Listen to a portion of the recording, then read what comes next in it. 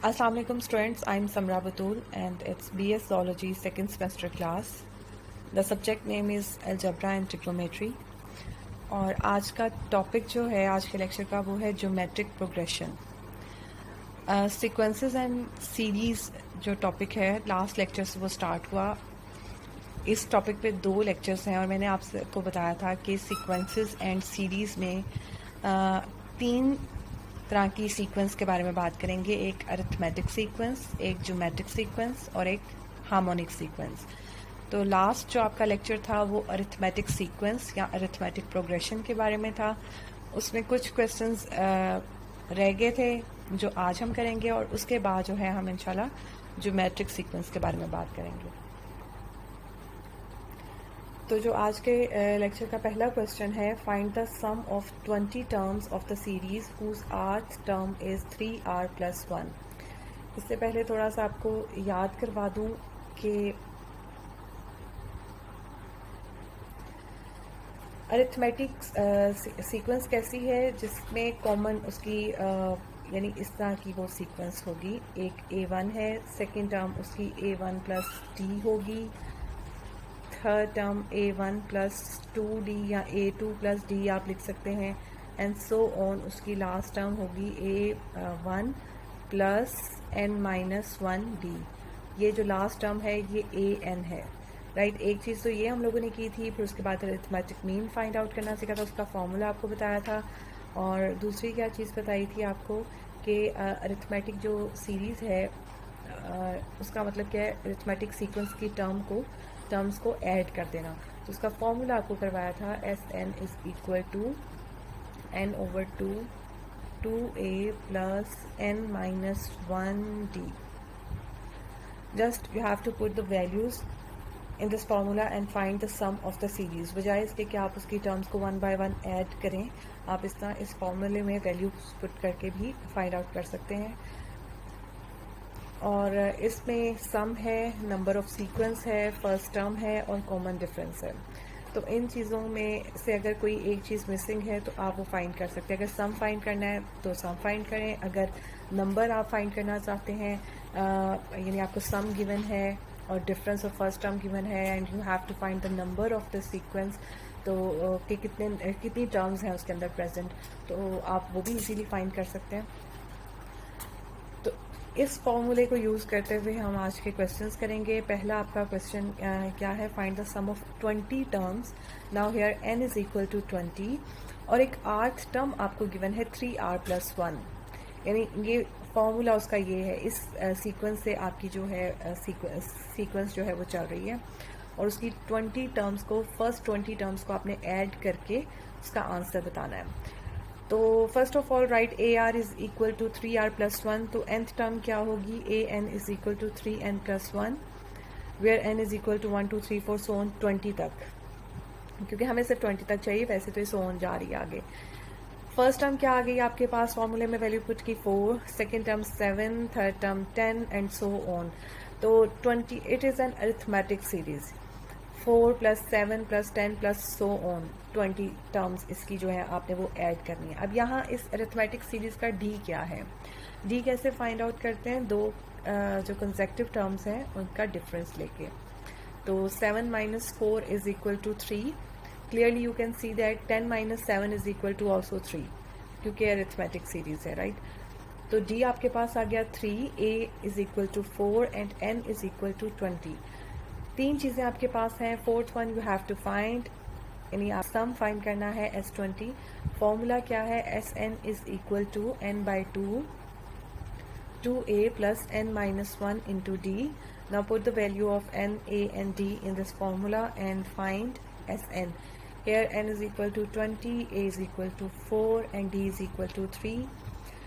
ये values put करें और ब्रैकेट्स ध्यान से ओपन करके सॉल्व करें इसको. 20 - 1 19 है, उसे 3 से मल्टीप्लाई किया एंड उसके बाद ऐड किया एंड मल्टीप्लाई किया and 650 is the answer, right. Next question है, if Sn = n × 2n-1 then find the series. अब आपको सम गिवन है and you have to find the series. अब सीरीज़ के लिए क्या है, n is equal to 1 2 3 and so on. तो इस क्वेश्चन को कैसे सॉल्व करेंगे? Here S N is equal to n into 2n minus 1, यानी S1 क्या होगा, n की जगह पे 1 पुट करेंगे और ये 1, और ये S1 क्या है, A1, सिर्फ एक टर्म का को सम करना है। अब एक टर्म का सम क्या होता है, वही टर्म ही होती है, तो it means 1 is your A1 here. S2 आपने इसी फॉर्मूले में वैल्यू पुट की एंड यू गॉट 6 हियर।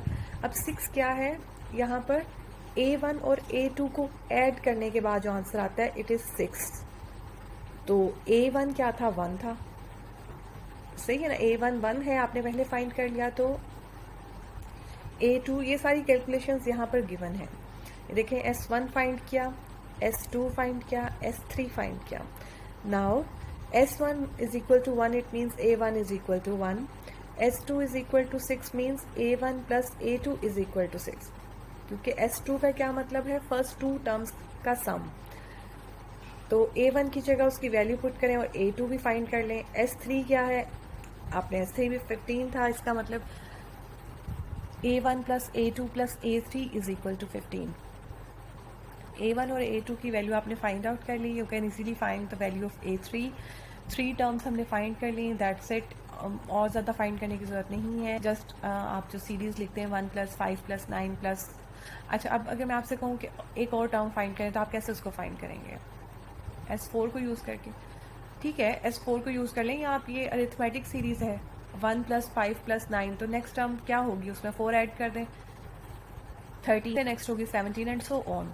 तो आप सीरीज़ इस तरह से भी फाइंड आउट कर सकते हैं, राइट। तो बस आपको फर्स्ट 3 टर्म्स की ज़रूरत होती है अरिथमेटिक में। फर्स्ट 3 टर्म्स, 2 से आपको क्लियर नहीं होता, 2 से आपको क्लियर नहीं होता। समटाइम्स आप 2 टर्म्स का डिफरेंस निकाल दिया, लेकिन वो क्या, वो कॉमन डिफरेंस है या नहीं। तो मिनिमम आपको, अगर आप अरिथमेटिक सीरीज़ की बात कर रहे हैं या कोई भी सीक्वेंस की बात कर रहे हैं, तो आपको मिनिमम उसकी 3 टर्म्स की ज़रूरत होती है। अगर 3 टर्म्स में कोई एक रूल फॉलो कर रहा है तो इट मीन्स यही रूल उस सीरीज़ का है, राइट। जी, नेक्स्ट अब हमारा जो आज का टॉपिक है वो है ज्योमेट्रिक प्रोग्रेशन। पहले जो 2 क्वेश्चन थे वो पिछले टॉपिक से रिलेटेड थे। आज का टॉपिक है geometric progression. The progression in the form AR square, AR cube, so on ARn is called geometric progression. R is called the common ratio and ARn minus 1 is the nth term and n is the number of terms. अब जैसे कि इसकी definition से ही आपको पता चल रहा है कि एक ऐसी सीक्वेंस जिसके अंदर कॉमन रेशियो है, फर्स्ट टर्म A थी तो दूसरी टर्म R से मल्टीप्लाई करके हमारे पास आई, फिर तीसरी टर्म फिर R से मल्टीप्लाई करके आई।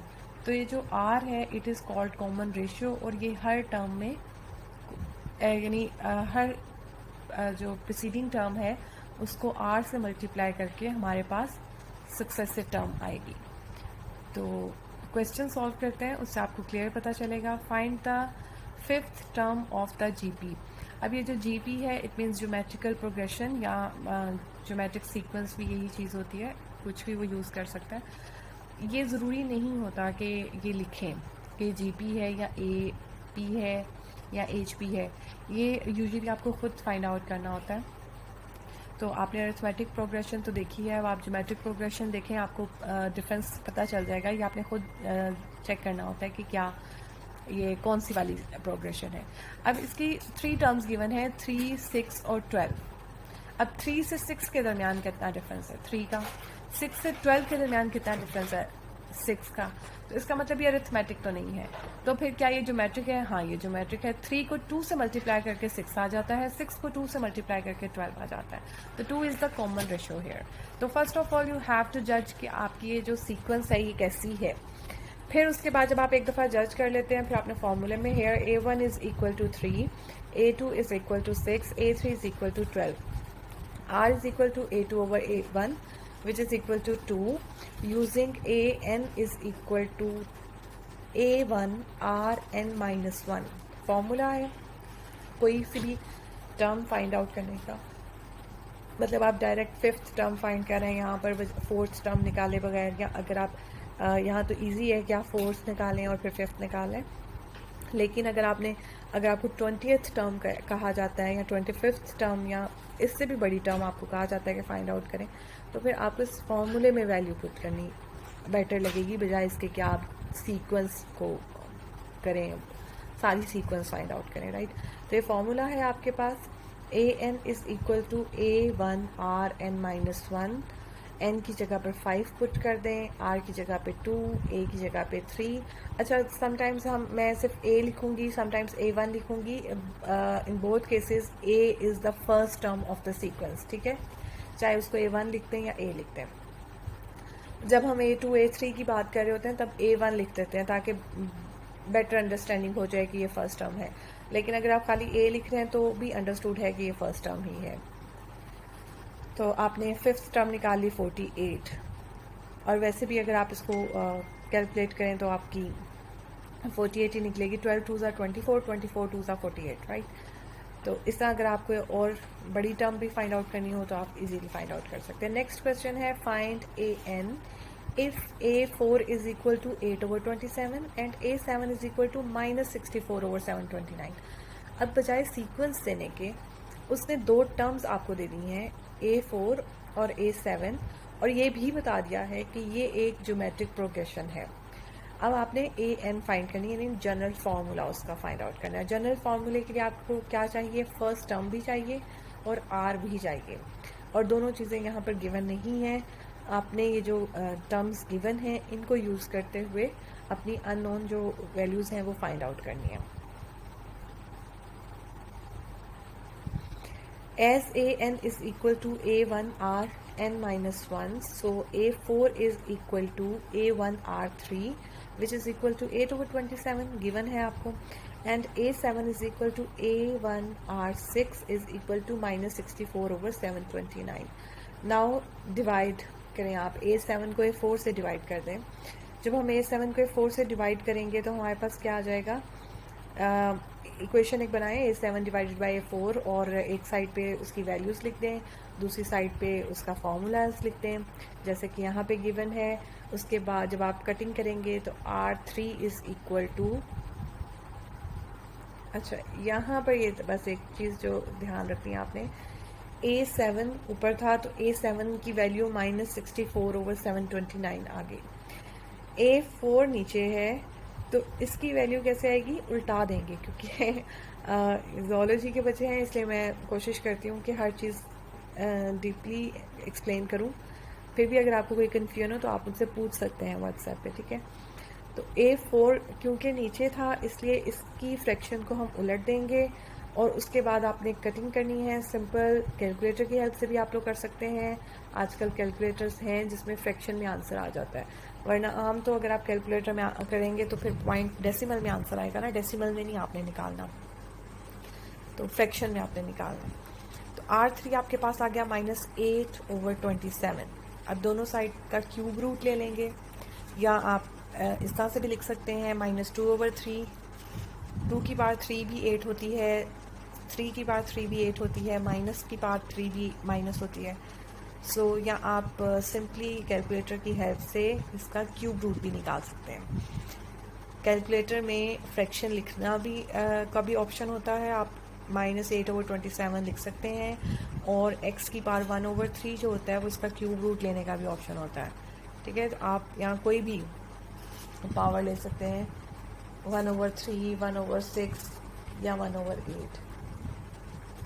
तो ये सारे ऑप्शंस कैलकुलेटर में होते हैं। अगर किसी को कोई कन्फ्यूजन है तो आप वो भी मुझसे पूछ सकते हैं व्हाट्सएप पे, ठीक है। एक आया मैसेज, वो मैंने अभी तक रिप्लाई नहीं किया क्योंकि इंटरनेट का थोड़ा सा प्रॉब्लम था, मेरे पास अवेलेबल नहीं था नेटवर्क। जैसे ही मेरा प्रॉब्लम सॉल्व होता है मैं आपको रिप्लाई कर दूँगी, ठीक है, इंशाल्लाह। तो R इज़ इक्वल टू -2/3 आ गया। Now put R3 is equal to -8/27 in A4। क्यों, क्योंकि हमें A1 फाइंड आउट करना है। R3 की जगह उसकी वैल्यू पुट करें, सॉल्व करें, A1 आपके पास -1 आ गया। Now AN is equal to A1RN-1 है, फॉर्मूला है, आपने उसमें वैल्यू पुट की और आपका आंसर आ गया। That's it, just values put करनी है। अच्छा, थोड़ी सी सिंप्लीफिकेशन की हुई है, -1 को कॉमन लिया है, आप नहीं भी करते तो भी आपका ठीक है, ज़रूरी नहीं है कि सेम आंसर निकालना है। सेम आंसर निकाल देते हैं तो वेल एंड गुड, बहुत अच्छी बात है। लेकिन अगर आपको कोई कन्फ्यूजन आ जाती है कि मेरी कैलकुलेशन में कोई मिस्टेक ना हो जाए तो आप इतना ही छोड़ दें। नेक्स्ट क्वेश्चन है find the nth term of the geometric sequence if a5 over a3 is equal to 4 over 9. Sorry for the interruption. And the next question था find the nth term of the geometric sequence if a5 over a3 is equal to 4 over 9 and a2 is equal to 4 over 9. अब जो information हम लोगों को given है उस information को solve करते हुए आपको उसको यूज़ करते हुए जो अननोन टर्म है या जो आपने फाइंड करना है वो आपने कोशिश करनी है फाइंड करने के लिए। उसके लिए कोई हार्ड एंड फास्ट रूल नहीं है। रूल क्या है? सिर्फ रूल आपके पास एक ही है विच इज़ कि A N is equal to A R is equal to A R की power n minus 1, right. Rule हमारे पास सिर्फ ये है और इसको यूज़ करते हुए ज्योमेट्रिक प्रोग्रेशन में हमने जो है सॉल्व करना है। तो a2 is equal to 4 over 9 का क्या मतलब है कि पहले a5 over a3 is equal to 4 over 9 को सॉल्व करते हैं। a5 का क्या मतलब है? a r की पावर 4, क्योंकि a r की पावर माइनस n माइनस 1 होती है ना। a r is to power 4 और नीचे आ जाएगा a r का square which is equal to 4 over 9। Solve किया, R square is equal to 4 over 9 और r आपके पास क्या गया? Plus minus 2/3। क्योंकि r का स्क्वायर 4 over 9 है तो इसलिए हम ये नहीं कह सकते कि कॉमन रेशो प्लस 2/3 थी या माइनस 2/3 थी। अब क्योंकि a2 is equal to 4 over 9 है तो a r इसका मतलब 4 over 9 है। तो r आपके पास क्या था? r आपके पास 2 over 3 था। r की वैल्यू इसमें पुट करें और a की वैल्यू फाइंड आउट करें। r की जगह 2/3 नीचे लिखा तो ज़ाहिर है ये उलट जाती है फ्रैक्शन जब नीचे होती है, तो 3/2 फ्रैक्शन बन गई आपकी। और इसको सॉल्व किया तो आपके पास आंसर क्या आ गया? 2/3 आंसर आपके पास आ गया, राइट। तो अब r अगर 2/3 हुआ तो आपकी फर्स्ट टर्म 2/3 है। अगर r माइनस 2/3 हुआ तो आपकी फर्स्ट टर्म क्या होगी? Minus 2/3, right. तो दो ऑप्शन हैं आपके पास। तो so A N is equal to A N could be 2/3 into 2/3 की पावर n माइनस 1 और माइनस 2/3 इंटू माइनस 2/3 की पावर n माइनस 1, या हम इकट्ठा करके भी इसको लिख सकते हैं -2/3 की पावर n, राइट। तो ये कुछ क्वेश्चन थे ज्योमेट्रिक सीक्वेंस के बारे में ताकि आपकी ज्योमेट्रिक सीक्वेंस की प्रैक्टिस हो जाए, राइट। नेक्स्ट आपका जो आपका नया टॉपिक आया ज्योमेट्रिक मीन। ज्योमेट्रिक मीन क्या है? कोई सी दो टर्म्स हैं ए बी, आपने उनका ज्योमेट्रिक मीन फाइंड करना है। जी एम भी उसको कहते हैं और जी भी कहा जाता है। वो जी क्या होता है? इन दोनों की को मल्टीप्लाई करें, प्रोडक्ट लें और फिर उसका स्क्वायर रूट ले लें, राइट। दोनों की प्रोडक्ट लें और फिर उसका स्क्वायर रूट लें। It is called the geometric mean. और एक इसके अलावा दो नंबर्स हैं उनके दरमियान में ज्योमेट्रिक मीन।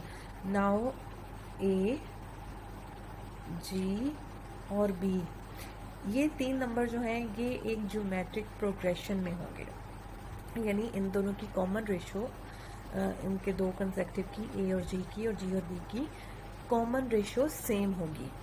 तो अगर आप कोई से दो नंबर के दरमियान में ज्योमेट्रिक मीन फाइंड आउट करना चाहते हैं तो आप ये फार्मूला फॉलो कर सकते हैं। और उसके अलावा आपके पास एक और रिज़ल्ट है कि ज्योमेट्रिक मीन जो है ए जी और बी मिलकर एक ज्योमेट्रिक सीक्वेंस बनाते हैं। सेम उन्हीं लाइंस पे जैसे अरिथमेटिक मीन की हमने बात की थी, इसी तरह ज्योमेट्रिक मीन है। इसके अलावा क्या है, आप एक से ज़्यादा ज्योमेट्रिक मीन्स भी जो है इंसर्ट कर सकते हैं दो नंबर्स के दरमियान। वो कैसे इंसर्ट करेंगे ये अब हम देखते हैं जी। तो आपका पहला क्वेश्चन है find the G M between -2 and 8।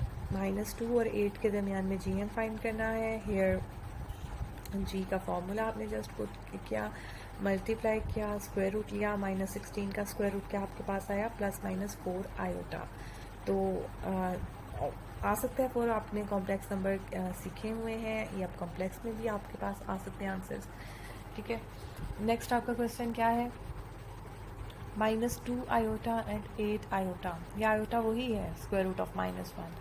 तो इसका आपने ज्योमेट्रिक मीन फाइंड आउट करना है, उनको मल्टीप्लाई किया और फिर उसका स्क्वायर रूट ले लिया आपने, +-4 आ गया। नेक्स्ट क्वेश्चन खुद ही आप सॉल्व कर लीजिएगा। नहीं, नेक्स्ट क्वेश्चन में सच इंसर्ट 2 GMs बिटवीन 1 एंड 8। अब 2 करने हैं GMs, पहले 1 किया, अब 2 करने हैं। अब 2 GMs इंसर्ट करने के लिए क्या प्रोसीजर है, अब हम वो रिज़ल्ट यूज़ करेंगे कि let G1 and G2 be the 2 GMs between 1 and 8, then 1 G1 G2 and 8 are in GP। तो अब हम ज्योमेट्रिक प्रोग्रेशन वाला फार्मूला यूज़ करते हुए ज्योमेट्रिक प्रोग्रेशन की जो 2 टर्म्स हैं दरमियान वाली G1 और G2 वो फाइंड करेंगे। Here A is equal to 1 and A4 is equal to 8, it means AR3 is equal to 8। तो R3 आपके पास क्या आ गया 8, तो R क्या आ गया 2, क्यूब रूट ले लिया ना 2। वैसे भी 2 का क्यूब जो है वो 8 होता है। आपको अगर वैसे आता है ज़ुबानी वेल एंड गुड, नहीं आता तो आप कैलकुलेटर यूज़ कर सकते हैं, राइट। तो G1 आपके पास क्या है, ये सेकंड टर्म है A2 और ये किसके इक्वल होगी AR के। तो अब A की वैल्यू पुट करें, R की वैल्यू पुट करें, आंसर निकालें। इसी तरह G2 फाइंड आउट कर लें, राइट। इसी तरह अगर आपने एक से ज़्यादा GMs इंसर्ट करने हैं तो आप वो भी कर सकते हैं। एक अगर करना है तो उसका सिंपल रूल है, अगर एक से ज़्यादा करने हैं तो फिर आपको ज्योमेट्रिक प्रोग्रेशन जिसके पहले आपने क्वेश्चन किए वो वाला रूल जो है वो यूज़ करना पड़ेगा। Now insert 4 real geometric means between 3 and 96। Real, अगर इन दैट केस अगर आपका आंसर जो है वो कॉम्प्लेक्स आ जाते तो आपने उसको निगलेक्ट कर देना है, आपने रियल नंबर को ही एक्सेप्ट करना है। लेकिन इस क्वेश्चन में ऐसा कुछ नहीं होगा, आपका रियली आंसर आएंगे। तो late G1 G2 G3 G4 be 4 real geometric means between 3 and 96, then these numbers are in GP। here A is equal to 3 and A6 is equal to 96। if A6 is equal to 96 it means that AR की power 5 is equal to 96। अब A की जगह पर उसकी value put कर दें और solve करें और R5 इज इक्वल टू आपके पास 32 आ गया। आप कैलकुलेटर की हेल्प से भी 32 की पावर 1/5 लेके इसको सॉल्व कर सकते हैं, या अगर आपको वैसे पता है कि 32 क्या होता है 2 की पावर 5, इस तरह से भी सॉल्व कर सकते हैं। Now find G1 G2 G3 G4। G1 क्या होगा AR, G2 क्या होगा AR², G3 क्या होगा AR3 एंड सो ऑन।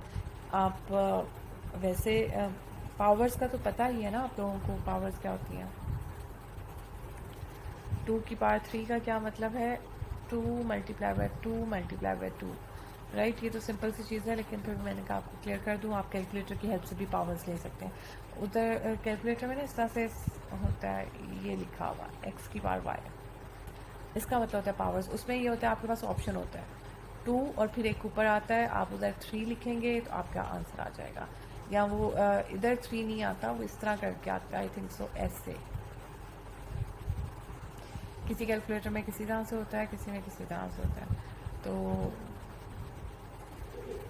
अगर आपको नहीं समझ आए या ना मिले वो ऑप्शन तो आप उसे पूछ सकते हैं, right. Find the sum of first 15 terms of the geometric series। Geometric series को सम करना। अब ज्योमेट्रिक सीरीज़ को सम करने के लिए क्या फार्मूला है, जैसे अरिथमेटिक सीक्वेंस के लिए भी सीरीज़ के लिए भी फार्मूला था, ज्योमेट्रिक के लिए भी आपके पास फार्मूला है, और वो क्या है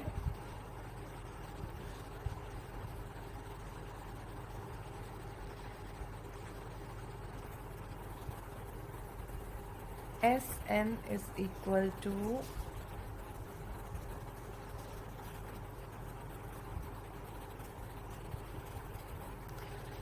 फर्स्ट टर्म की ज़रूरत है, कॉमन रेशियो की ज़रूरत है, जितनी टर्म्स को आपने ऐड करना है उनके नंबर की ज़रूरत है, और दैट्स इट। आप इसमें वैल्यू पुट करके आप आंसर निकाल सकते हैं। अच्छा, इसके अलावा इसका फॉर्मूला समटाइम्स ऐसे भी लिखते हैं, Sn is equal to Rn-1 over R-1, ठीक है। आप ज़्यादा इतना डिटेल में मत जाएं, आप इनमें से कोई एक फार्मूला याद करके उसको फॉलो कर लें, ज़्यादा बेहतर पहले वाला फार्मूला है, ठीक है। तो given geometric series is 1 + 1/3 + 1/n। तो आपने इसकी 15 टर्म्स को ऐड करना है। First of all you have to find the common ratio. Common ratio क्या होगा, 1/3 को 1 से डिवाइड करके मिल जाएगी हमें 1/3। इसमें ना ये जो मैंने अभी आपको दो फार्मूलाज बताए ना, वो कब यूज़ होते हैं, ज़्यादातर मैंने आपको यही बताया कि आपका यही फार्मूला यूज़ होगा।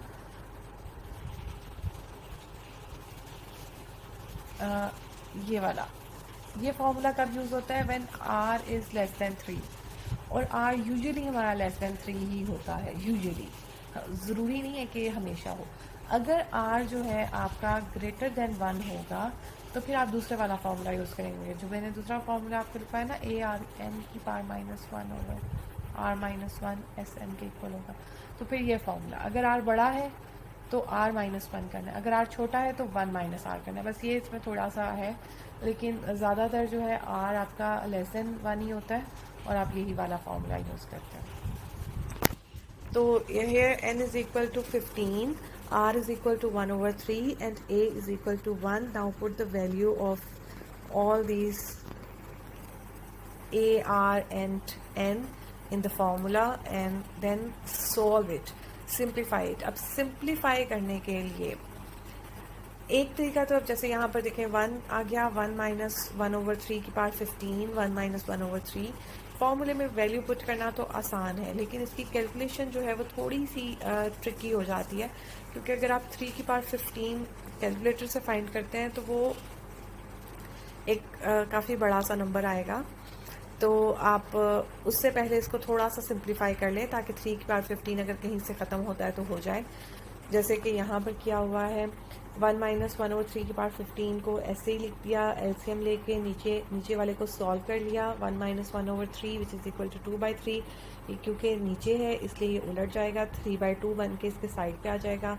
और बाकी जो है आपने इसको कैलकुलेटर की हेल्प से सॉल्व करना है। मैं बार बार आपको बता रही हूँ कि कैलकुलेटर में एक्स की पावर वाई एक ऑप्शन होता है, बटन होता है, उसको आप जब प्रेस करते हैं, यानी अगर आपने जैसे लिखा 3 फिर एक साइन आता है दरमियान में, यूजुअली कैलकुलेटर्स में आप 15 लिखेंगे, जब आप इज इक्वल का बटन दबाएंगे तो आपका यहाँ से आ जाएगा। यानी आपने पहले 3 प्रेस किया, फिर एक्स वाई से आपकी स्क्रीन पे ये शो हो जाएगा, फिर आपने 15 प्रेस किया, तो जब आप इज इक्वल का बटन दबाएंगे तो आपका ये वाला आंसर आ जाएंगे, right.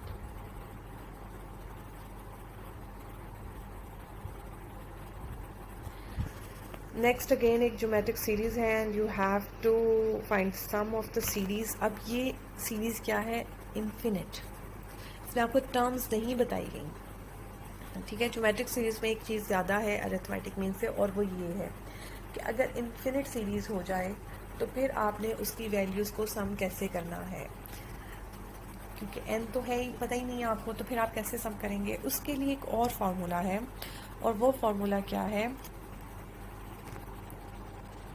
a/1 - r, s infinity. अगर इन्फिनिट टर्म्स को ऐड करना हो तो s is equal to a/1 - r। Simply इसमें r n वाली चीज़ नहीं होती, ये जस्ट आपने फार्मूला याद कर लेना है। अगर तो नंबर ऑफ टर्म्स आपको गिवन है, आपने पहला फार्मूला यूज़ करना है, उसमें भी आपने चेक करना है r अगर लेस देन 1 है तो 1 - r होगा, और अगर r ग्रेटर देन 1 है तो rn-1 होगा। तो और दूसरा, इसके लिए कोई ऐसा रूल नहीं है, इसके लिए हमेशा a/1 - r ही होता है। आपने उसको सॉल्व करना है और आपने आंसर निकाल लेना है। a यहाँ पर 1/2 है, r आपके पास 1/2 ही आ गया, सॉल्व किया और आंसर निकाला। नेक्स्ट आपका टॉपिक हार्मोनिक सीक्वेंस। टाइम आपके का थोड़ा ही रह गया है, 30 मिनट्स ऑलमोस्ट होने वाले हैं। और हार्मोनिक सीक्वेंस इतनी ज़्यादा मुश्किल नहीं है। A sequence of numbers whose reciprocals form an AP is called harmonic sequence or harmonic progression. For example, 1/3, 1/6, 1/9 and so on is harmonic progression because 3, 6, 9 is an AP. यानी ऐसी सीक्वेंस जिसके reciprocals यानी जो उसके रेसिप्रोकल्स जो हैं, यानी उसको आप उसकी हर टर्म को उलट दें, 1/3 को 3 लिख दिया, 1/6 को 6 लिख दिया, अगर हम उसकी हर टर्म को उलट दें तो वो एक अरिथमेटिक प्रोग्रेशन बन जाए, तो उसको हम क्या कहते हैं, हार्मोनिक सीक्वेंस। और इसलिए हार्मोनिक सीक्वेंस को सॉल्व करने के लिए हम हार्मोनिक प्रोग्रेशन वाले ही रूल्स यूज़ करते हैं। इसमें हम सीरीज़ का सम नहीं करना सीखेंगे, सिर्फ हार्मोनिक सीक्वेंस की जो अननोन टर्म्स हैं वो फाइंड आउट करना सीखेंगे, और इसके अलावा हम हार्मोनिक मीन सीखेंगे। ठीक है, नेक्स्ट आपका टॉपिक आ गया question, given that 1/2, 1/5, 1/8 is an H P, A N is find करें, A8 भी फाइंड करें। अब सबसे पहले आपने क्या करना है, सिंस अगर ये हार्मोनिक प्रोग्रेशन है, सो 2, 5, 8 क्या होंगे, अरिथमेटिक प्रोग्रेशन। D क्या होगा, 5 - 2 किया, 3 निकाल लिया, AN is equal to A1 + n-1D। याद है ना, अरिथमेटिक सीरीज में आपने किया था, nth टर्म निकालने का फॉर्मूला A1 + n-1D। आप इसमें वैल्यूज पुट कर दें और आपके पास AN is equal to 3n-1 आ गया। ये AN आपके पास अरिथमेटिक प्रोग्रेशन का है, हार्मोनिक के लिए इसका रेसिप्रोकल लेना पड़ेगा। ठीक है, इसी तरह put n is equal to 8 करने के लिए A8 आपने फाइंड किया। अब इसको आपने यहाँ पे, अच्छा इसका ना आपने यहाँ पे नहीं लिखा हुआ, लेकिन AN जो है वो रेसिप्रोकल हो जाएगा 1/3 - 1, और हाँ ये लिखा हुआ है नीचे, AN is equal to 1/3 - 1 and A8 is equal to 1/23, right. तो थोड़ा मुझे ना प्रेशर आ गया कि टाइम कम रह गया है और मेरा टॉपिक कवर नहीं हुआ, नेक्स्ट लेक्चर तक नहीं मैं इसको लेकर जा सकती। जी, harmonic mean, a number H is said to be the harmonic mean between two numbers A and B if A, H, B are in harmonic progression। Same वही डेफिनेशन जो बाकी दो में थी। तो अब इसमें हार्मोनिक मीन आपने फाइंड कैसे करना है, क्योंकि ये एक हार्मोनिक प्रोग्रेशन है तो इसका रेसिप्रोकल अरिथमेटिक प्रोग्रेशन हो जाएगा, तो easily you can find the harmonic mean. और डायरेक्ट एक फार्मूला भी यहाँ पे ड्राइव किया गया है, आप जस्ट फार्मूला याद करें कि अगर आपने सिर्फ एक हार्मोनिक मीन फाइंड करना है ना, तो आपने ये फार्मूला यूज़ करना है, H is equal to 2AB over A + B। और अगर एक से ज़्यादा हार्मोनिक मीन्स इंसर्ट करने हैं तो फिर वही ज्योमेट्रिक प्रोग्रेशन वाला आपने फार्मूला यूज़ करना है। ठीक है, चलिए जी, नेक्स्ट एग्जांपल है, सॉरी हाँ जी, नेक्स्ट एग्जांपल है, let H1, H2, H3 with the HMs between 1/5 and 1/17। Then अब एक से ज़्यादा इंसर्ट करने हैं आपने, तो उसके लिए आपका फॉर्मूला अरिथमेटिक प्रोग्रेशन वाला यूज़ होगा, right. 1/H, H1, H2, H3 are in HP, so that these are in AP। A1 यहाँ पर क्या है 5, AN है 17, n इज इक्वल टू 5। आप AN की वैल्यू फाइंड करें, इसी तरह फार्मूला आपने बना लिया। अब दरमियान वाली जो टर्म्स हैं A2, A3 और A4, ठीक है, ये आपने फाइंड की, ये क्या बन जाएंगी, H1/H1, तो H1 क्या आ जाएगा उसका रेसिप्रोकल, 1/H2, और H2 क्या आ जाएगा उसका रेसिप्रोकल, दैट्स इट।